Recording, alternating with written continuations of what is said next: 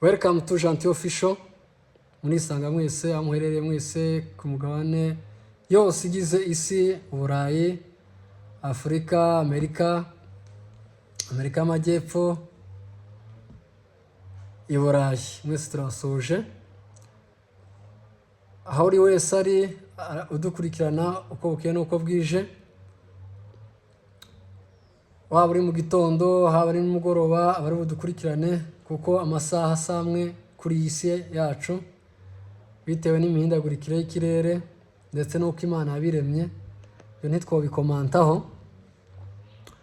Mwese aho murereye icyo twabasaba abandi ni gukora subscribe, share and comment, bityo bikadufasha kugira ngo muzajye mubona ibiganiro byacu uko bukeye uko bwije, notification zacu zazibagiraho uko bukeye n'uko bwije kandi ku gihe. Tugiye kuganira ku kintu nka bibiri, ariko turavugamo kimwe uyu munsi, ikindi tuzokiganira undi munsi. Tugiye kuganira uburyo dukwiriye kubana imibanire yacu y'abantu n'abandi, uburyo dushobora kubaha umuntu uri wese, dushobora kubaha abadukuriye, abatoya, abo tuzi ndetse n'abo tutazi, kubera ko izo ni inshingano za buri wese, usibye ko tuje kure yazo, ariko mu by'ukuri kubaha ni ingenzi muri iyi si. Birababaje kuba ari umuntu wakwicaho cyangwa se wasuzugura. Akenshi abantu benshi kuri iyi si basigaye bagendana n'ibigezweho, cyangwa se wenda niko nubivuga, abantu bakica ku bandi bitewe n'aho bari, bitewe na titire. Gusa icyo nzi neza kuri iyi si, nta muntu ufite titire yatuma umuntu adashobora kubaha undi. Namwe mudukurikiye muraza kuduha komenti, mutubwire ibyo tugomba kongeramo, cyangwa se ibyo mwebwe mushobora kutubwira muri komenti tuzaganiraho bishobora kubafasha. Birababaje kuba uri umuntu. Kugira ngo umuntu yitwe umuntu agomba kuba afite ibintu birindwi, 7 characteristics mwarazize muri biology, nibyo bintu bigize umuntu. Nubona utabifite uzamenye ko ufite ikibazo. So rero icyo nababwira ni ukubaha umuntu uri wese, ukubaha umuto, kubaha umukuru, kuko ejo hiwe tubuhazi.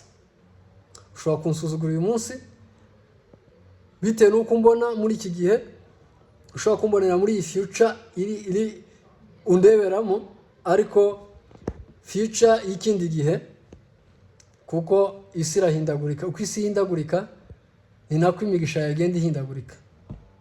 Ushobora kunsuzugura, ukansuzugura uko ndi, ukansuzugura bitewe n'aho ndi, bitewe n'uko ndi, physical appearance, ukansuzugura bitewe n'ubuzima nanyuzemo uzi wowe, ukansuzugura ukamubwira ati ntacyo twavugana cyangwa se ntacyo twoganira nawe.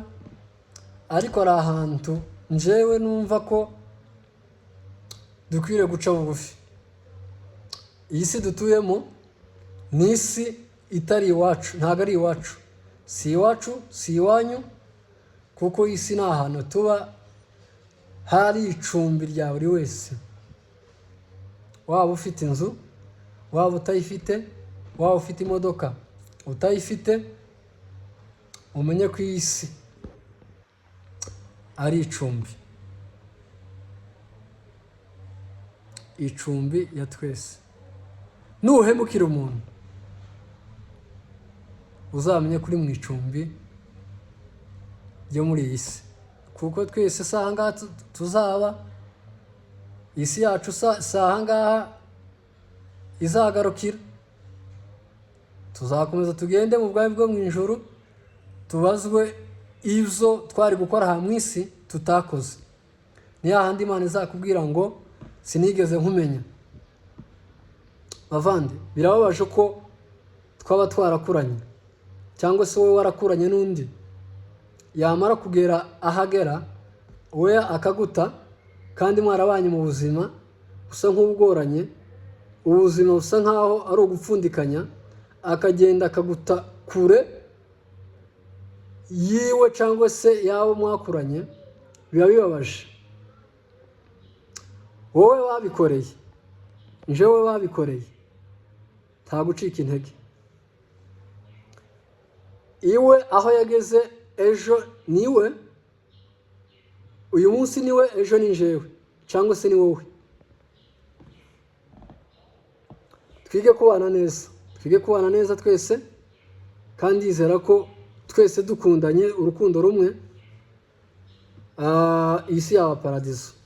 Kandi ni nabyo Imana yotwibukiraho, igahera ivuga ati wa mwana we, muri iyi si wakoze iki n'iki n'iki n'iki. Ntabwo inshuti itandukanwa n'ibibazo, ahubwo iyo umuntu agize ibibazo nibwo ukwiriye kumusanga, nibwo ukwiriye kumwitaho, ni nako ukwiriye gukora ibishoboka byose kugira ngo uwo muntu agende neza. Birababaje kuba ugira butoranya kuvugisha. Birababaje kuba umuntu yaguhamagara akakwiyambaza, ukamubwira ko ntaco wowe umufasha, ntaco muvugana. Birababaje bavandimwe. Hari ahantu nje nkunda haza herekana ko buri wese akwiriye guca bugufi. Iyo umuntu apfuye cyangwa se urupfu iyo rukwishe ugapfa, nkeka ko aribwo rugero rwiza rushobora kukwereka ko iyi si atari iwacu. Hari ahantu bazashingura abantu hitwa Rusororo, amabwira amakuru ho gatoya. Rusororo ni umudugudu. Rusororo hashingwa abantu bakomeye ku rwego ruhambaye, aho uwo muntu afite ubushobozi, kuba yari afite ubushobozi bwo kwivuriza mu gihugu ashaka, mu bitaro ashaka. Kubaho si amafaranga. Kubaho si ukuba ufite ikintu urusha abandi, ahubwo kubaho ni uburinzi bw'Imana. Kubaho ni umugambi w'Imana. Ahantu bita Rusororo ni hano hafi ya Kabuga.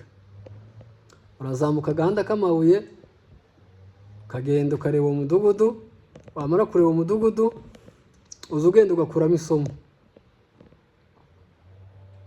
Ku bwanje naje narahageze ndareba, ndavuga ati Mana, uko abantu bose baragiye baradusize, aho nakwiye isomo yuko ngomba kubana n'umuntu ari we wese ndatoranyije, yaba uwo nzi wanganye, utanzi, abo bose nkabafata mu kigero kimwe, nkabafasha mu kigero kimwe. Ibyo byose nizo bikwereka ko iyi si atari iwacu. Rusororo hari abantu benshi bari bakomeye, bari bafite ubutunzi, bari bafite buri kimwe cyose cyotuma babaho, ariko urupfu ntirugira ikimenyane. Ni ugusaba akazi ukagaha mwene wanyu, ni ugusaba igikorwa runaka ukagiha mwene wanyu, ariko urupfu ntirugira ikimenyane. Urupfu ni ikintu ntabwo ruza ruteguza. Urarwara ukagera aho upfa, urupfu rutarakubwira ngo ejo uzapfa.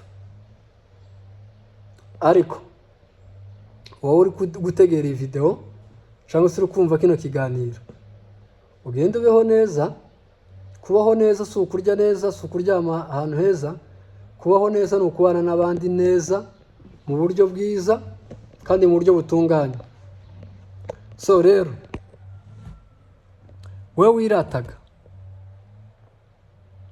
we wikomaga mu nkokora abandi, ubasuzugura, usuzugura uko babayeho, usuzugura aho bari, usuzuguraho ubuzima bwabo, uko ubuzima bwabo buhagaze, ugenda ugabanye hasi iwacu ni mu ijuru. Kora neza wigendere. Iyo niyo mibereho myiza y'umuntu w'umukristo. Umuntu w'umukristo arangwa n'imbabazi, arangwa no kugira neza. So iyo ibyo byose rero wabirenzeho ugakora ibyaha ku giti cyawe, uzusuzugurwa. Kandi iyo wabaye n'umwirasi, ntuvugisha abantu, uzugira ikibazo kibagutabara. No ku kiriro cyawe n'abaturanyi ari umuriro bazacana iyo ikiriro cyabaye ibishito, cyangwa se ibiti muri rusange bagenda bagacana nk'ikimenyetso cy'abantu bahuye n'ibibazo cyangwa se wagize ibyago.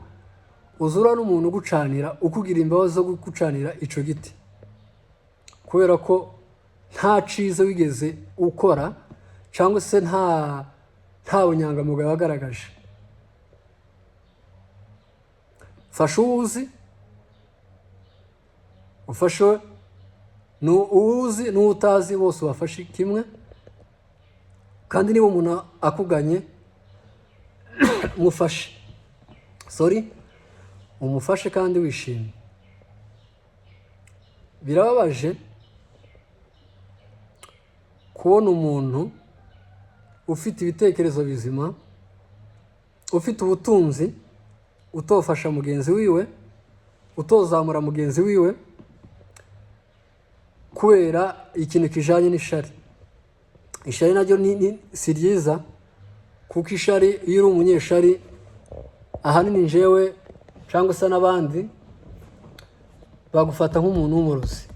Umuntu wese ugira ishari ni umurozi, niko baza bavuga, kuko ishari niryo riza ribanza, noneho ukaza gushaka icyo bita ibihuru. Ibihuru ubishaka nyuma ariko wagize ishari.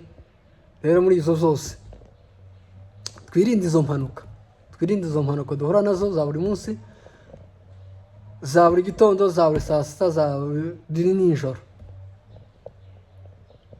Tugire urukundo rudafite kurobanura,